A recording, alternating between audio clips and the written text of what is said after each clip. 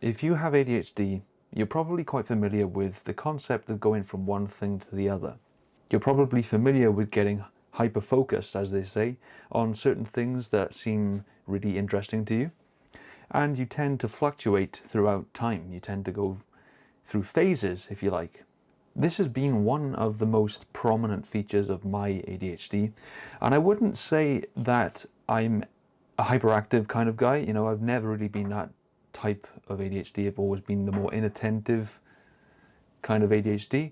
So for me, I've always had what might be a quiet hyperactivity, and I think that hyperfixation, or just fixation, hyperfocus, whatever you want to call it, is a form of hyperactivity.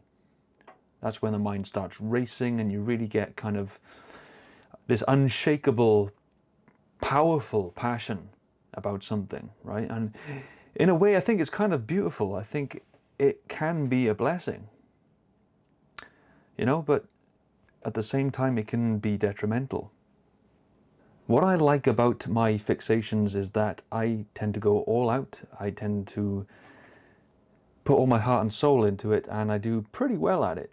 For instance, I'm a creative guy. I like to make videos, I like to edit, I like to draw and paint, I like photography. I'm just an all-around creative. I just love anything to do with that kind of thing where my mind can really just let go and explore. I love that, I think it's fantastic. But at the same time, there are really bad, dangerous, perhaps, side effects of this fixation. And I'll give you a little example of this. Over the past few weeks, I've been interested in bettering my finances because I'm trying to prepare myself to buy a house. I'm trying to save up for a mortgage. And I did pretty well. I stayed at home and I saved and saved and saved. I just focused on going to work, exercising, eating healthy, learning things, teaching myself new skills, doing my hobbies. It's been a pretty productive year. But at the same time, the money that I saved up, I blew most of it on one of my passions. And of course, this has set me back now because I've probably spent about 6 months worth of savings on my videography gear so that I could start a side hustle or, hopefully a career being my own boss. I want to be self-employed doing this in the future. Obviously, the pandemic is making that quite difficult at the moment, but in the future, my sights is set on that kind of work. So as a result of this, I have now set myself back, and I'm going to have to spend even longer at home to save that money back. I'm at the stage now where I'm probably going to give myself 6 months where I can focus on that. And I realize that, this is serious. If I keep on dipping into my savings, I'm just going to mess everything up and I'm never going to get the life that I want. And so because I know what I'm like, I've now created an ISA account where I can store it away and it's locked for a certain period of time. And as a result of my interest in improving my life, I started listening to audiobooks on financial management, and I came across things like investing. So I thought, this could be something to get into. But my impulsivity got the better of me. Long story cut short, I basically lost money to a scam, right? So I was looking into ways of investing my money, things like cryptocurrency, Bitcoin, and I did a bit of research, not enough of it, I might add. And basically I got really excited about it. I thought, yeah, this seems legit, it seems good. But obviously I'm a guy with absolutely no background or education in financial investment. I'm a complete noob, and I allowed my emotions to dictate my decisions when I really should have spent many, many weeks researching this. Now I'm really grateful I only lost a little bit of money as opposed to, losing thousands. That would have been a massive blow to my life. But still, I appreciate the lesson that I was taught. So in a way, if you like, I've paid to get my own ass kicked. I've paid to teach myself a lesson.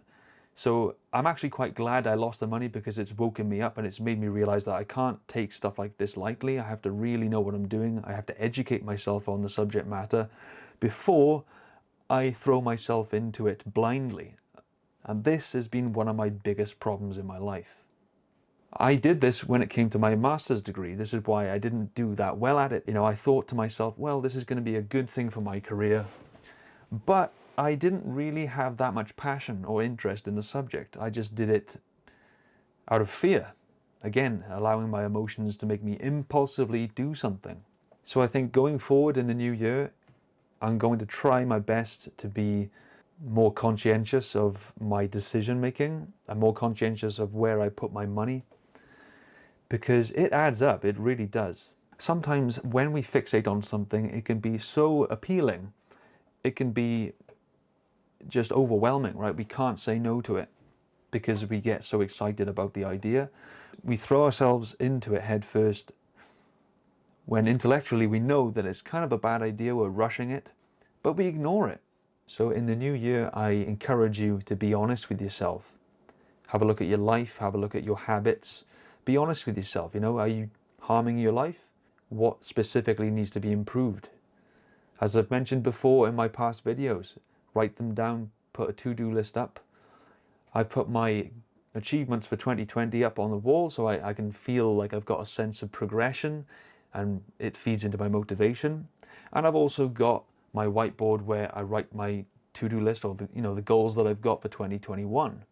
But when it comes to these goals, I know that I have to be realistic. I mustn't overestimate my abilities, because that's exactly what I'm talking about, is fixating on things that are risky or just things that you don't really stand a chance at doing unless you dedicate a lot more time to that decision. But also at the same time, you shouldn't undervalue yourself either. You shouldn't underestimate your abilities. So it's kind of just getting a balance.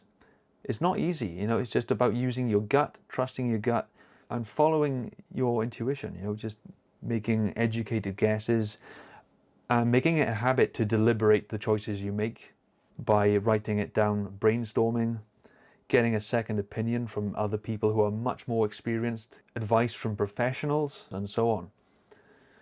Which is what I want to do when it comes to my money. I want to get advice from as many resources as possible so that I don't go in with one mindset when I make a mistake doing that and I lose out in another way.